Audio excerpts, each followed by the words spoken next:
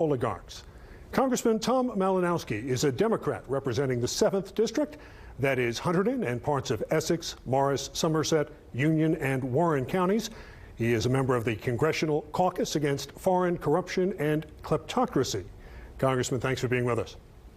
Thanks, Walt. Great to be here. Well, big story this week, obviously, the leaked draft decision on Roe v. Wade. So why don't we start with that? Thoughts on where we stand there?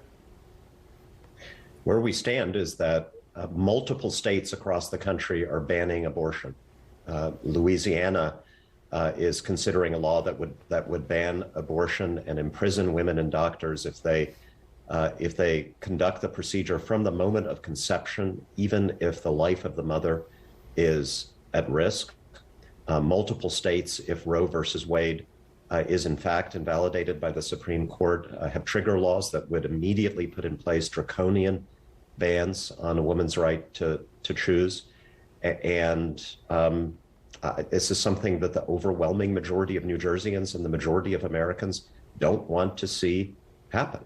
And so I think it's a huge issue for us. We need to make sure we have a Congress that will do what New Jersey did, and that's to codify Roe v. Wade in the law of the land. And I know Democrats are talking about putting it up to a vote, but with the 50-50 split, is there any chance of getting that passed? It does. I don't think we have 60 votes to overcome a filibuster. I think we have a majority in the Senate for codifying Roe v. Wade. But the Republicans are in the Congress are very set on doing just the opposite. If they win back the majority, they're going to try to pass a law that would ban abortion nationwide. And that's important because, we think we're safe in New Jersey. We passed our own codification earlier this year. But if Congress were to pass a nationwide ban, that would invalidate New Jersey's law. Well, let's talk about your Ukraine legislation. Your bill is called Asset Seizure for Ukraine Reconstruction Act. How would it work? So the basic idea is we want to rebuild Ukraine and we want to make Russia pay for it. The United States and our allies right now have frozen or blocked yachts worth hundreds of millions of dollars, villas, private planes, bank accounts. Most important, about $300 billion in Russia's central bank assets. It's just going to be sitting there. And I don't think we're going to return it to Putin, even if there's a ceasefire in Ukraine. So I want to put it to use to help the wonderful, brave people of this country rebuild when hopefully this war is over. So we passed this bill, totally bipartisan, in the House. And we've convinced the administration now that this is a good idea. They've embraced it. I'm confident we're going to do it. What do you think the odds are of this bill passing, and could it pass quickly enough to provide military assistance, or is it likely to be too far off in the future, even if it does pass?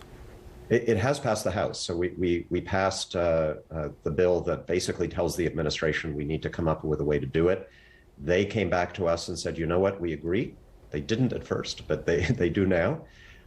And we're going to work with them to if they need new legal authority to do this, we're going to figure out a way to do it potentially in the Ukraine supplemental funding bill that we are going to pass in the next couple of weeks when we come back to Washington. The seizing of property probably sounds a bit heavy-handed to the ears of some, maybe even many Americans. Why do you think it's justified in this case? First of all, we look at these oligarchs around the world. They own soccer teams and fancy properties and villas and yachts, and we think, oh my gosh, they're private owners of this property. They're not. Putin owns this property.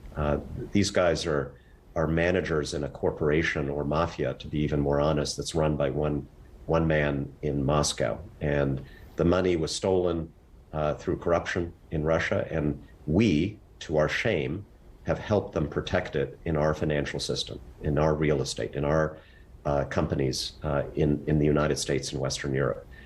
So it's a pretty unique circumstance where I think we've got an opportunity both to do some justice and to help Ukrainians rebuild the country that Putin has destroyed. I mean, somebody's got to pay for that, right?